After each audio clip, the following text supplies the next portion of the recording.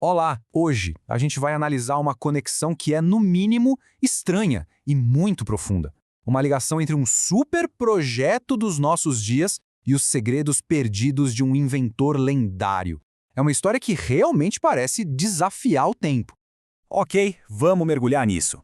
Basicamente, temos duas histórias incríveis, separadas por mais de um século. De um lado, os segredos de Nikola Tesla, sabe, que finalmente estão vindo à tona graças à tecnologia mais avançada que a gente tem. Do outro, uma máquina, o tal do Equalizador 2026, que parece ter saído direto de um filme de ficção científica. E aí vem a grande pergunta, né? O que conecta um visionário do século XIX com a tecnologia quântica do século XXI? A resposta, bem, ela é muito mais do que só uma coincidência. O material que serve de base para nossa análise fala de um padrão ressonante que parece ecoar através do tempo. É como se duas épocas diferentes estivessem descrevendo a mesmíssima invenção com uma linguagem que é, na sua essência, idêntica. E isso nos leva à nossa primeira sessão, uma ressonância impossível.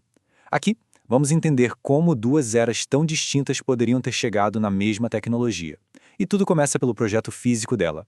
Então vamos lá, o projeto geométrico. O coração da máquina Equalizador 2026 é a sua forma. E tudo começa com uma figura geométrica bem específica, que, como vamos ver, não foi escolhida por acaso. Pelo contrário, foi por causa das suas propriedades únicas.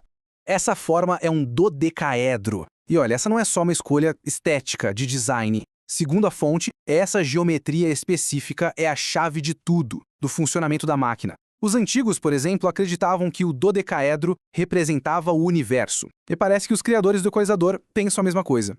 E isso aqui ilustra de forma brilhante a primeira grande pista. O aparelho usa 144 cordas, que são afinadas para vibrar em frequências específicas. É bom guardar esse número. E aqui fica impressionante. As anotações de Tesla, de mais de um século atrás, identificaram exatamente o mesmo número, 144. Ele considerava essas frequências como fundamentais para os seus experimentos com a ressonância do planeta. A coincidência aqui é, para dizer o mínimo, espantosa. A próxima conexão vai além da estrutura física. Entramos agora nas ondas invisíveis, porque os dois projetos parecem usar uma forma de energia que foi, de certa forma, esquecida e que desafia o que a gente entende por física convencional. Tanto a pesquisa de Tesla quanto o projeto do equalizador se baseiam no princípio de gerar essas ondas, as controversas ondas escalares. A ideia por trás delas é que elas podem transmitir energia e informação sem perder força, sabe? Algo que a ciência tradicional ainda discute bastante. E o mais interessante é o fenômeno visual que os dois projetos registraram. Tesla descreveu nos diários dele umas descargas luminosas de coloração azulada no laboratório. É exatamente a mesma manifestação que os criadores do equalizador esperam gerar com a máquina deles. Esse padrão de ressonância continua e agora nos leva para a teoria da memória da água. E esse, olha, é um dos elementos mais surpreendentes de toda essa história. O papel da água comum, da água que a gente bebe, como um tipo de meio de armazenamento.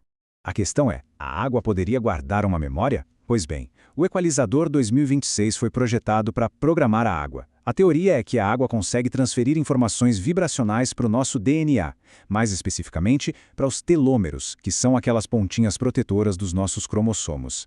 E com isso, retardar o envelhecimento. É uma afirmação em tanto, né?